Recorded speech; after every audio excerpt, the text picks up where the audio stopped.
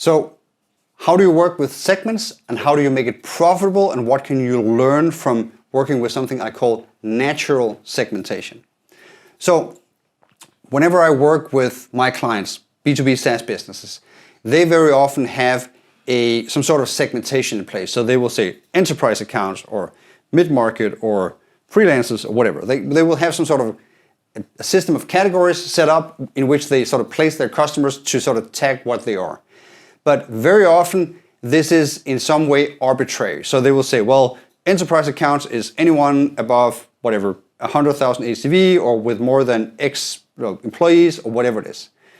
And really what lacks between this is that it's very hard to compare one segment to another.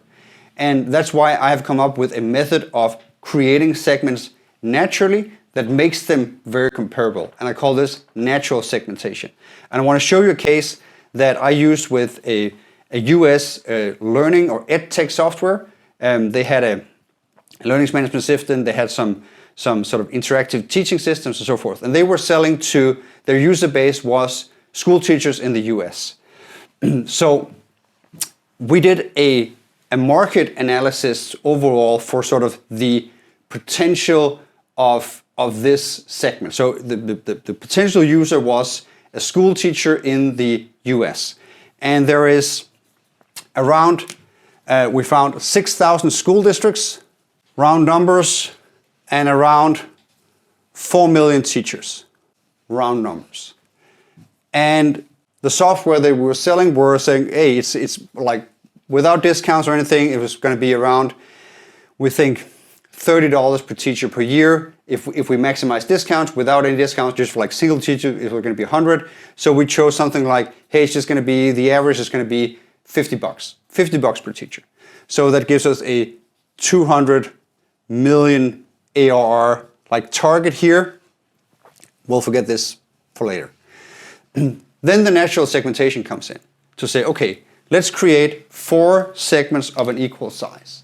Because what I want to do is I want to take the primary metric, and maybe your primary metric isn't teachers, maybe it's users, or maybe it's website visits, or maybe it's active stores, or whatever it is that your software prices by, then that is likely the metric that you want to use. It can also be employees or something else.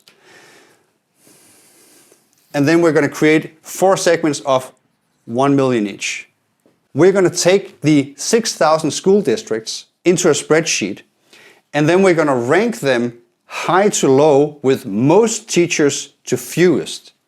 And then what we'll find out is that out of the 6,000 school districts in the US, the school districts which has the fewest teachers has less than 5, right? Where the one that has the most, which is New York City School District, has more than 100,000 school teachers. So in these 6,000 accounts, no surprise, some of them are way bigger than others, right? So what we want to do is we want to take from the top 1 account and we're going to count 1 million teachers down. And then we're going to see how many accounts is that. And in this example, it's something like 50 accounts. So the 50 largest school districts in the US together holds 1 million teachers. So a quarter of the teachers. So less than 1% of the school districts has more than 20 or has 25% of the volume, not more than, but 25% of the volume. At the bottom down here, I said, well, how many are the smallest districts? And we found out that that's actually something around almost 4,000. So we get a few insights. We get an insight that the smallest segment compared to the largest segment is something like, it's like 80 times larger, right? So the 50 largest districts have as many teachers, potential revenue, as compared to the 4,000 smallest ones. Okay, now let's run the exercise again. Let's say, okay, so given we now have a size of these customers, so we said around like from 5 to like 400 teachers, and we had our price point, which was, remember, the $100 per teachers before discount. We said, well, what is the executable price point? Are we going to give any discounts to customers this size?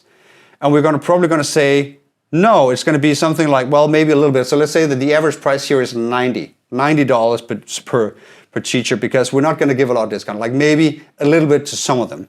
So that means that from the 1 million here, we're actually going to get 90 million here.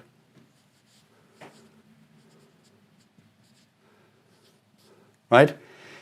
And then from these, which is like from 400 to something like, I think it was 1,000 teachers we got here. We have something like 70 as the average price. And then we can see from the very largest ones, we're going to get something like $20. That was the absolute lowest that we wanted to sell to. So there's going to be like 20 million here. And then here, I think it was something like 40, so 40 million. So that also means that we can now start to see the ACV here between these number of accounts and these numbers of potential revenue, right? So if 20 million and we have 50 accounts, that means that the ACV here is going to be 400,000, right? So 20 million divided by 50 is that the average account here is going to be 400,000. Maybe New York schools district is going to be like 2 million, right? But the 50th accounts is probably going to be at least 100, if not 200,000. Where down here, you're going to have 90 million divided by 4,000. That means that the average account value down here is going to be what? 2,000, a little bit more. So it's going to be very, very small.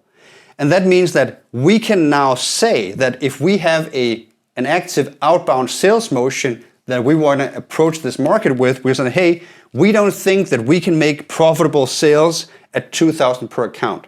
So even though this segment of the 90 million is the largest ones, we're just going to not sell to these guys because from an account value perspective, they're just too small. Or we're going to handle these only inbound, right?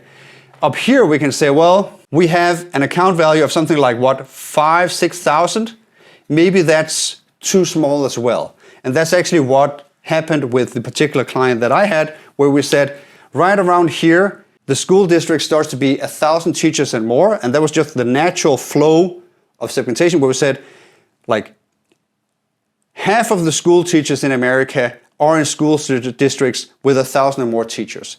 And these customers here now start to be something like 50,000 or more in account value. And that becomes a profitable sale because we can sell them and have a really good ratio of our customer lifetime value to the sales cost, the customer acquisition cost with these accounts.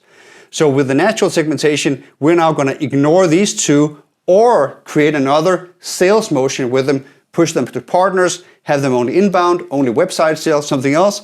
And then we're going to focus on outbound on these because that's where the account value is really good compared to the total market value and the discount that we are likely to give here.